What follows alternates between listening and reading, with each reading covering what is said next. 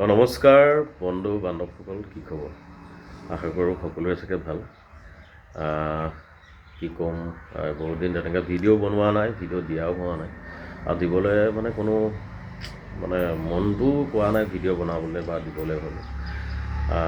বিশেষ কথা হ'ল কি, আমাৰ 2024 চনৰ প্ৰথম পহিলা তাৰিখতে 2 তাৰিখতে আমাৰ দেউতাই আমাক এৰি থৈ পেলাই গৃহ সংসাৰৰ পৰা বিদায় মাগিলে। তো সেইটো কাৰণে মই ভিডিঅ' তেনেকৈ দিয়াও নাই, বনোৱাবলৈও অকণমান অসুবিধা হয়। মন চনবিলাক ইমান ভাল লাগি থকা নাই, কাৰণ দেউতাই এনেকৈ বেমাৰ হৈ থকা নাছিলে। এনেকৈ ধৰক জাষ্ট ছেকেণ্ডৰ ভিতৰত দেউতা নাইকিয়া হৈ গ'ল, একো নাছিলে। তাৰপৰা কিন্তু এতিয়া অনুভৱ হৈছে যে ঘৰখনত দেউতা নাথাকিলে কেনেকুৱা অনুভৱ হয়, কি পৰিস্থিতিৰ সন্মুখীন হ'বলগীয়া হয়। আজি আমাৰ দেউতা ঢুকুৱা আজি প্ৰায় 20 দিন হৈ গ'ল। সকাম নিকাম সকলোখিনি সুকলমে পাৰ হৈ গ'ল। তথাপিতো মই বিশেষকৈ যিসকলে জানে আৰু জনাসকলেতো জানে, মই বিশেষকৈ ভাওনা জগতৰ লগত বেছিকৈ জড়িত। দেউতা ঢুকোৱাৰ পাছত তেনেকৈ ভাওনা যিহেতু কৰাটো অসম্ভৱ, আৰু হয়তো দুদিনমান লাগিব সেইখন জগতলৈ যাবলৈ। আৰু কি ক'ম, আচলতে এই সংসাৰখনত মই এতিয়া এটা কথা অনুভৱ কৰিছোঁ, এটা কথা বুজিব পাৰিছোঁ, এই সংসাৰখনত নিজৰ মাক দেউতাকৰ বাহিৰে যিকোনো সম্পৰ্কই হওক, কোনেও সেই মৰমটো, মাক দেউতাকৰ যিটো মৰম, যিটো আশীৰ্বাদ, সেইটো কোনেও দিব নোৱাৰে। আচলতে প্ৰকৃতাৰ্থত যাৰ লগতে যেনেকুৱা সম্পৰ্ক নাথাকক, মাক বাপেকৰ নিচিনা কোনেও মৰম দিব নোৱাৰে এই পৃথিৱীত। সেইটোৱে চিৰন্তন সত্য। আমাৰ আগৰ ভিডিঅ'ত হয়তো মই কেতিয়াবা দিছিলোঁ চাগে, দেউতাক দেখিছিলে চাগে। আমাৰ দেউতা, মই দেখুৱাইছোঁ, এইজন আছিলে আমাৰ দেউতা।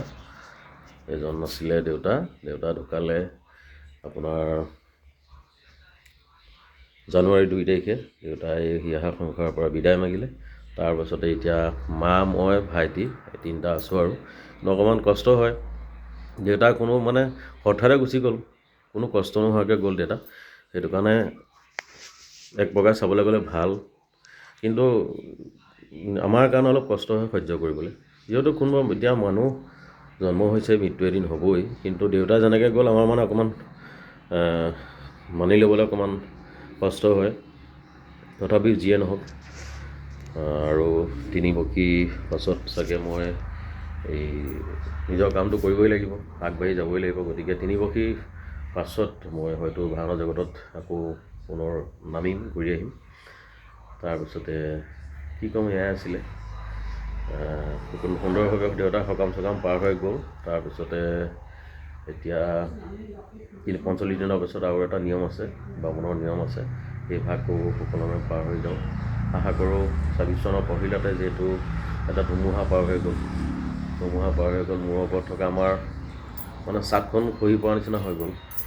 গতিকে আশা কৰোঁ অনাগত দিনটো ঈশ্বৰে মংগল কৰিব, আপোনালোকেও আশীৰ্বাদ কৰিব, এনেকৈয়ে যাতে আগবাঢ়ি যাব পাৰোঁ। তো ইমানেই, আৰু বিশেষ একো নকওঁ। চাব, লাইক কমেণ্ট কৰিব পাৰিলে, আৰু অকণমান সাহস দিব ভিডিঅ' বনাবলৈ হ'লেও। ধন্যবাদ।